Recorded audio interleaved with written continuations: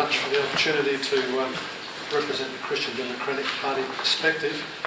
Like some of my fellows, I'm not a real expert in the technical side of things, but from a young age I was concerned about climate change. Grade 7 I bought a book called Nuclear Disaster, and I read about climate change in Nagasaki and Hiroshima, and I was rather concerned at what man was able to do, how crazy man is. When I went to Teachers College, Paul Ehrlich was the buzzword author, and his book Population, Resources, Environment sort of inflamed a degree of passion for the environment. As a result of that, I decided to take direct action, leave the car at home, get on the push bike. So that's how I saved my combi van for better purposes by riding my push bike everywhere. Had a bag on my back, which was ride a bike, no pollution. So pollution at that time was a big issue. So that was my contribution to reduction. Then I found there were a couple of things in the Bible. Since we're in the church, it's good to reference using the Bible. Adam and Eve in the Garden of Eden, Adam was told to dress and keep the garden. Dress and keep the garden. To me, that sounds like a major responsibility to look after the planet.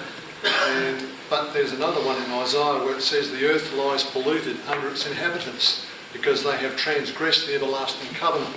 So somehow Adam went off course and created, mankind has created disaster for himself because he has not observed the principles of balanced that God has established in the ecosystem. So we're out of touch. That's why we end up with problems. Transport often gets missed in this whole issue, the whole discussion. Transport's a huge emitter of greenhouse, of emissions. And even though the government has legislated limits on the emissions from exhaust tailpipes, that's been successful in getting it down. So we don't hear much talk about acid rain anymore, but no one's mentioned acid rain. But I'm sure sulphur compounds mixed with water produce sulphur dioxide. Sulphur dioxide is a byproduct, and water turns it into sulphuric acid. Where's that? Has that been cured? Is that problem? I'm not sure. Not to some extent it has. Because of government limiting of filthy car exhaust? No, it was more to do with power stations. Power stations? Well, what they do to regulate cars, they can do with power stations. It's good to hear. Concerning carbon dioxide, I made a comment to one of my very green friends who always is very attacking.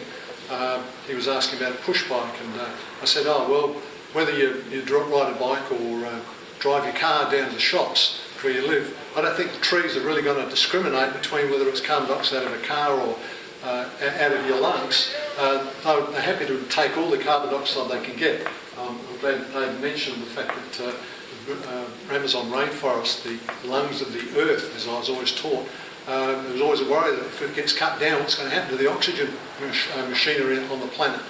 Well, oxygen can only be produced if there's enough carbon dioxide from trees to convert to oxygen. So carbon dioxide is not necessarily an enemy because it really brings us the oxygen that we need to stay alive. So let's get these trees, the photosynthesis process, maximised by getting more green solar panels are great, but green works even better in terms of energy conversion and carbon dioxide conversion. Now, concerning, I read something in the paper the other day from the IPCC. I don't read this sort of stuff religiously, but The Economist made a report, said broke ranks recently with a report earlier this year that explored the now accepted view that average global temperatures have remained relatively steady for more than a decade despite a sharp rise in carbon dioxide levels. There's been a plateau in global temperature rise between 1979 and 2012. It was clearly visible in the temperature record. For many people, the lingering question remains, is the Earth's climate less sensitive to carbon dioxide than originally thought? Because while you had a definite increase in carbon dioxide, the temperature has not, well, they say it's plateaued. I put my hands up, it seems very different sort of winds of doctrine floating around, and it creates a lot of animosity because someone who can say it really fiercely sort of burns and withers whoever says, well, hang on, is this a true report or not? So I don't see carbon dioxide necessarily as an enemy. I see the deforestation as that's the real problem. and filthy pollutants such as sulphur and other noxious chemicals don't do much for the quality of air, us the Beijing people. Not all of that's carbon dioxide, I'm sure, because carbon dioxide, is it got particles in it? I don't think it's just an invisible gas. There's a lot of carbon dioxide rising at the moment. The trees are just waiting for us to get hold of, turn it into oxygen again. So I think there's a little bit of hysteria and hype. Government loves a crisis. If you can create a crisis, it can then act unilaterally to put a big tax on or whatever, and it just loves an excuse to overreach its authority if it gets half a chance, and that's why we as citizens have to keep all the facts clearly out in front so that there's no rampant sort of Hitler-style rush to solve a problem that's been blown out of proportion. Now, getting on to the questions, what steps should government take? Well, prevent the cause as much as possible, yes. Cleaner combustion techniques will certainly help. Trees and soil as means of sucking up carbon dioxide. Next one, do you support 20%? Great idea, great idea. But the initial GFC, $8,000 we were given, put up 1.5 kilowatts. Now, I don't think you have to pay that much in current pricing for 1.5 kilowatts of solar panels. Is that true? What would you expect to pay today? 3,000? Okay, so over double the 2.5 times. This is where government sort of subsidies can be hijacked by greedy, unscrupulous, uncompetitive type characters, and they pocket the balance. So there's got to be a good return on investment. Now, if you know you're going to get a good return on your investment, you will, as David has, spent his own money, his superannuation top-up that he could have put in. He's put that under his roof. And I think that's good for all of us to think about is how about being morally responsible and putting some of our savings instead of a stock deposit, put it on the roof. Even my mother did that at 86. She wanted to, sort of get some benefit, reduced she doesn't pay electricity anymore because she's always in credit. So just, government handouts, subsidies.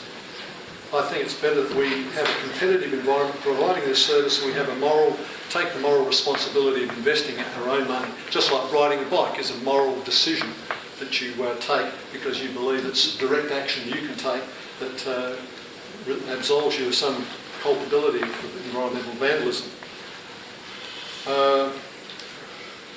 What adaptation policies? Well, this country's Dorothy McCallum, a sunburnt country of droughts and flooding rains. That's always been Australia's dilemma. We have extremes, it's nothing new. Actually, I've also read that climate change it does happen, and people used to walk across the River Thames in winter. You try and do that today, you'd have to be Jesus. It doesn't freeze anymore. So there's been times in history where things have been colder, then it got warmer. There's a pattern. Some climate change, sure, can be man-made, but I think insurance policies are something called an act of God. Transforming the domestic economy.